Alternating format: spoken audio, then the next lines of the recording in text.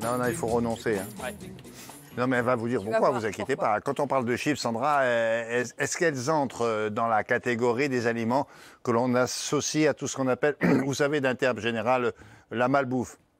Ah, d'ailleurs, William, la malbouffe n'est plus vraiment ce que vous croyez, parce que vous imaginez peut-être les hamburgers dégoulinants de graisse, les frites saturées, là, en huile surchauffée, et autres morceaux de poulet reconstitués. On est d'accord, c'est Alors, malbouffe, ça fait toujours partie des horreurs alimentaires, hein, je suis bien d'accord, mais la nature même de la malbouffe a quelque peu changé. En fait, elle est, hélas, tous les jours dans votre assiette. Pourquoi? Parce qu'elle va mélanger des dizaines de produits chimiques. Vous me voyez certainement arriver avec mes chips, dont certains sont cancérigènes. Hein, vous savez, le fameux... Vous avez vu cette rivière de chips?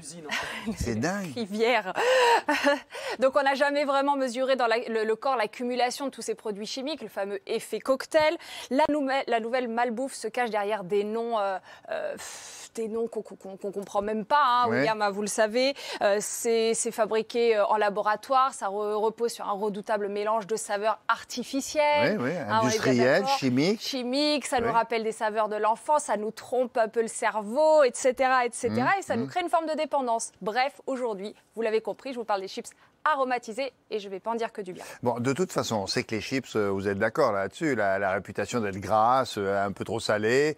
Mais en quoi, alors, c'est là le problème aujourd'hui? En quoi le fait d'être aromatisé, ça complique le problème qui est déjà pas simple? Oui, le problème n'est déjà pas simple. Alors, sachez qu'il y a un quart des chips vendus qui sont aromatisés. Un quart, dont beaucoup sont à la saveur viande. Je vous donne des petits exemples de tout ce que j'ai retrouvé. Je trouve que c'est assez fou, la variété. Poulet rôti, on a des chips barbecue, bolognaise, cheeseburger, rôti braisé, merguez grillé, bacon fumé. Merguez grillé? Oh. Ça vous donne envie? Chorizo, côte de bœuf grillée. Moi, je trouvais cela plutôt sympathique. Bon, on trouve aussi tout ce qui est traditionnel, hein, ce que tu disais tout à l'heure. Fromage, cacahuètes, chèvre, paprika. Ça, on connaît mieux. J'ai même retrouvé, accrochez-vous, les saveurs étonnantes, salsa mangue et des chips saveur cappuccino. Ça fait un peu bizarre. Mangue avec quoi? Salsa mangue, mangue épicée, en fait. Salsa mangue? Salsa mangue. Alors, je vous rassure, William, c'est pas encore arrivé en France. Ah oui, c'est ce que j'allais dire, c'est aux États-Unis. Ça peut être que là-bas. Mais ça va peut-être arriver. Ça se vend uniquement dans certaines îles. Oui. Alors attention, alors qu'est-ce qui m'embête dans tout ça, William? Et ben pour ça, vous retournez le sachet de chips que j'ai là, par exemple, qui est un chips saveur barbecue. Et qu'est-ce qu'on va retrouver dans les ingrédients, William? Des pommes de terre, de l'huile et du sel. Jusque-là, on est d'accord, vu votre réaction, tout est normal. C'est ce qu'il faut. Oui. Et puis, il y a une base aromatisante barbecue. Et là, on a les ingrédients. Sucre, arôme, chapelure, exhausteur de goût qui s'appelle glutamate de sodium, paprika, poudre d'oignon, poudre de tomate, poudre d'ail, régulateur d'acidité, colorant et arôme de fumée. Donc, on a des chips saveur barbecue qui nous évoquent la viande, mais il n'y a pas de viande du tout dedans, on est bien d'accord. C'est la saveur. Alors, ce qui est malin... Moi, ce qui me fait le plus peur, c'est le glutamate. On va en reparler après. Ouais. Mais ce qui est malin, c'est que les industriels, eux, ils se sont bien dit, bah tiens, on donne ce petit signal au cerveau que vous mangez de la viande, vous avez l'impression de manger de la viande, vous êtes un peu rassasié, mais en fait, il n'y a pas du tout 1 gramme de viande, on envoie des faux messages, c'est une espèce de mensonge, effectivement. Et ce qui est fou, c'est que pour vous, les végétariens, quand vous mangez des chips saveur bacon, il y a de grandes chances que vous puissiez les manger, puisque ce n'est que la saveur. C'est rare de mettre dedans du vrai bacon. Mais quand on lit jambon braisé ou poulet fumé, est-ce que ça aussi c'est une appellation mensongère? Bien, en fait, c'est reconstitué en laboratoire, William. C'est tout. Oui, c'est en laboratoire. Alors, il n'y a que le goût fumé qui est... il est fait avec du vrai bois fumé. Il est fait avec du vrai bois fumé. Néanmoins, je vous dis quand même quelque chose. Quand vous voyez, par exemple, sur ces chips poulet braisé, j'ai vérifié, il y a quand même parfois du poulet. Alors, c'est de la viande de poulet en poudre. C'est parce qu'il y a de plus appétissant. Du poulet en poudre, voilà. C'est parce qu'il y a de plus appétissant. On est loin d'être parfait, mais bon, il y a quand même un peu de moi, poulet. dans les poulaillers, j'ai jamais vu des poules en poudre.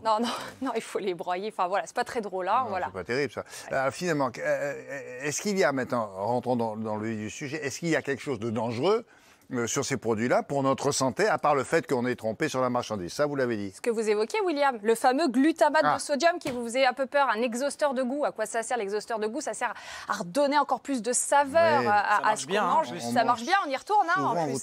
Vous trouviez ça dans les restaurants chinois. Oh oui, on en trouve encore un petit peu. Non, il y a eu des accidents, ils ont levé le pied un peu. Et justement, le problème, c'est les effets secondaires. Parce que la limite, vous dites glutamate de sodium. Et alors? Eh bien oui, mais ça peut provoquer des troubles visuels, des maux de tête, une accélération du rythme cardiaque. Il y a un peu cet effet dans les restaurants chinois. Sans parler du gras et du sel, des chips. Bon, bref, si vous achetez des chips, achetez-les plutôt nature, voire avec moins de sel, moins de gras. Et mon conseil de nutritionniste, puisque vous vous dites, oui, mais moi, je veux des chips aromatisés.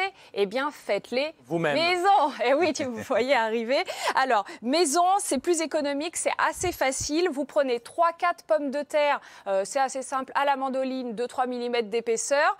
Vous mélangez un petit peu d'huile, alors ça va être une cuillère à soupe de chaque, un peu d'huile, un peu de cassonade, un peu de paprika, de poudre d'ail, un peu tout ça, dans un saladier comme vous le voyez. Et puis, vous mélangez, vous mettez ça avec un peu de sel et de poivre sur une plaque, comme on le voit là, bien à plat, au four 180 degrés sans les superposer, une demi-heure, vous les retournez à mi-cuisson et voilà, vous pouvez faire ça de différentes saveurs, vous savez ce que vous avez mis dedans et c'est bon, regardez, il a l'air d'apprécier. Ça a l'air en tout cas. C'est bien. Donc c'est mieux, parfait. voilà. Et on s'en souviendra si vous voyez marqué glutamate de sodium. Non. Laissez tomber.